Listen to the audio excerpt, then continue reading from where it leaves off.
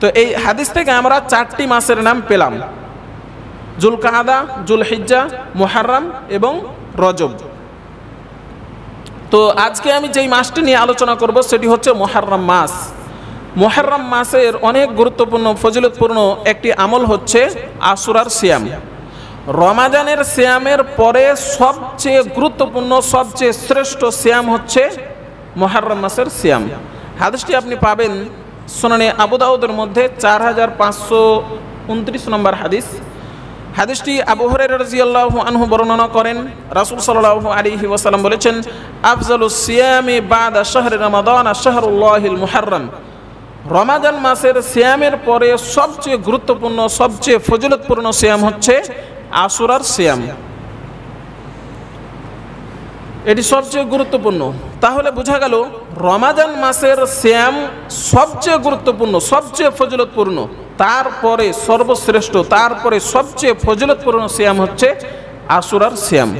সম্মানিত মাসজিদুল মুসাল্লি, আশুরার সিয়াম কয়টি? এ ব্যাপারে যদি আমরা রাসূল সাল্লাল্লাহু আলাইহি ওয়াসাল্লামের সহিহ হাদিসগুলোর দিকে লক্ষ্য করি যে রাসূল সাল্লাল্লাহু আলাইহি ওয়াসাল্লাম কয়টি রাখতে বলেছেন বা কয়টি রেখেছেন, আশুরার সিয়াম কয়টি, এ ব্যাপারে আমরা একটি হাদিস উল্লেখ করতে পারি। সহিহ মুসলিম 1130 নম্বর হাদিস, কাদিমাল মাদিনাতা ফাওয়াজাদাল ইয়াহুদা সিয়ামান ইয়াউমে আশুরা। রাসূল সাল্লাল্লাহু আলাইহি ওয়াসাল্লাম ও সাহাবায়ে কেরাম এই মুহররম মাসের 10 তারিখে একটি সিয়াম রাখতেন। কিন্তু রাসূল সাল্লাল্লাহু আলাইহি ওয়াসাল্লাম যখন 10ম হিজরিতে মক্কা থেকে হিজরত করে মদিনায় আসলেন, তখন দেখলেন যে ইহুদিরা এই দিনে, এই আশুরার দিনে একটি সিয়াম রাখে।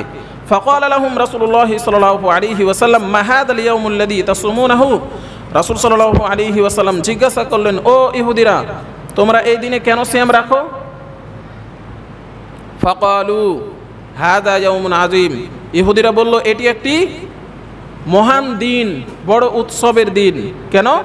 আনজাল্লাহু ফীহি মূসা ওয়া কওমাহু ওয়া গাররাকা ফিরআউনা ওয়া কওমাহু। কারণ এই দিনে আল্লাহ সুবহানাহু ওয়া তাআলা মূসা আলাইহিস সালাম ও তার কওমকে, তার জাতিকে নাজাত দিয়েছিলেন। ওয়া গাররাকা ফিরআউনা ওয়া কওমাহু, এবং ফিরআউনকে এবং তার বংশকে, তার কওমকে, তার জাতিকে নিমজ্জিত করেছিলেন, পানিতে ডুবিয়ে মেরেছিলেন। ফাসামাহু মূসা শুকরান। এই জন্য মূসা আলাইহিস সালাম এই দিনে শুকরানা স্বরূপ, কৃতজ্ঞতা স্বরূপ এই দিনে একটি সিয়াম রাখতেন। ফানাহনু নাসুমহু। ইহুদিরা বলল, এই জন্য আমরাও এই দিনে সিয়াম রাখি।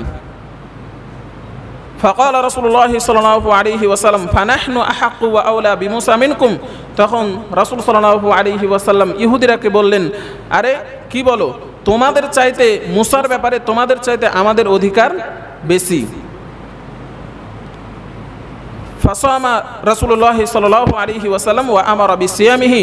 এবং রাসূল সাল্লাল্লাহু আলাইহি ওয়াসাল্লাম নিজে ওই দিনে আশুরার সিয়াম রাখতেন এবং সাহাবীদেরকে আশুরার সিয়াম রাখার নির্দেশ করতেন। সাহাবায়ে কেরাম জিজ্ঞাসা করলেন, ইয়া রাসূলুল্লাহ, তাদের সাথে তো আমাদের সাদৃশ্য হয়ে যাচ্ছে, তাদের সাথে আমাদের মিল হয়ে যাচ্ছে। সাহাবীরা এই প্রশ্ন কেন করলেন? কারণ রাসূল সাল্লাল্লাহু আলাইহি ওয়াসাল্লাম সব সময় ইহুদি, খ্রিস্টান, মুশরিকদের বিরোধিতা করতেন, কোনো সময় তাদের সাথে সাদৃশ্য রাখতেন না। তো রাসূল সাল্লাল্লাহু আলাইহি ওয়াসাল্লাম যখন জানতে পারলেন যে এই দিনে ইহুদিরা সিয়াম রাখে, তখন রাসূল সাল্লাল্লাহু আলাইহি ওয়াসাল্লাম বললেন, লা ইন বাকিতু ইলা কাবিলিন লা আসুমান্না তাসিয়া। হাদিসটি পাবেন সহিহ মুসলিমের মধ্যে 1134 নম্বর হাদিস। রাসূল সাল্লাল্লাহু আলাইহি ওয়াসাল্লাম বললেন, আমি যদি আগামী বছর বেঁচে থাকি তাহলে 9 তারিখ সিয়াম রাখবো। আগামী বছর যদি আমি বেঁচে থাকি তাহলে 9 তারিখ রাখবো, 10 তারিখও রাখবো। ইহুদিরা রাখে শুধুমাত্র 10 তারিখ, আর রাসূল সাল্লাল্লাহু আলাইহি ওয়াসাল্লাম বললেন, আমি যদি বেঁচে থাকি তাহলে 9 তারিখও রাখবো, 10 তারিখও রাখবো। 9 তারিখ হবে ইহুদিদের বিরোধিতা, আর 10 তারিখ হবে কি? শুকরিয়া। 10 তারিখ হবে শুকরিয়া। বর্ণনাকারী বলেন, তার পরের বছর রাসূল সাল্লাল্লাহু আলাইহি ওয়াসাল্লাম ছিলেন না, তার ওয়াফাত হয়েছিল। তো এই হাদিস থেকে বোঝা যাচ্ছে যে রাসূল সাল্লাল্লাহু আলাইহি ওয়াসাল্লাম সব সময় ইহুদি, খ্রিস্টান, মুশরিকদের বিরোধিতা করতেন। যেমন একটি হাদিস সহিহ বুখারীর মধ্যে পাবেন 5892 নম্বর হাদিস। রাসূল সাল্লাল্লাহু আলাইহি ওয়াসাল্লাম বলছেন, খালিফুল মুশরিকিনা ওয়াফিরুল লিহিয়া ওয়া আহফুস শাওয়ারিব। তোমরা মুশরিকদের, ইহুদি, খ্রিস্টানদের বিরোধিতা করো। কিভাবে? তারা গোপকে বড় করে রাখে আর দাড়িকে ছোট করে রাখে। তো তোমরা কি করো? গোপকে খাটো করে রাখো আর দাড়িকে বড় করে রাখো। কোনো সময় যেন তাদের সাথে সাদৃশ্য না থাকে, কোনো সময় যেন তাদের সাথে মিল না থাকে। এই জন্য ইহুদিরা এই দিনে, এই আশুরার দিনে একটি সিয়াম রাখতেন, একটি সিয়াম রাখতো। আর রাসূল সাল্লাল্লাহু আলাইহি ওয়াসাল্লাম যখন জানতে পারলেন তখন বললেন যে আমি যদি আগামী বছর বেঁচে থাকি তাহলে 9 তারিখও সিয়াম রাখবো, 10 তারিখও সিয়াম রাখবো। অর্থাৎ 9 তারিখ হবে তাদের বিরোধিতা। তো কেউ যদি 9 তারিখ রাখতে না পারেন তাহলে 10 তারিখ এবং 11 তারিখ। আবার যদি কেউ চায় যে 9, 10, 11 3 দিন রোজা রাখবো তাহলেও সে রাখতে পারে। আবার কারো যদি অনেক কষ্ট হয়ে যায়, রাখতে পারেই না, অনেক কষ্ট, শরীর দুর্বল, তাহলে সে যদি কষ্ট করে আশুরার 10 তারিখ একটি সিয়াম রাখে তাহলেও তার সুন্নাহ আদায় হয়ে যাবে। যদিও ইহুদিদের বিরোধিতা হবে না, তারপরও সে সওয়াব পেয়ে যাবে।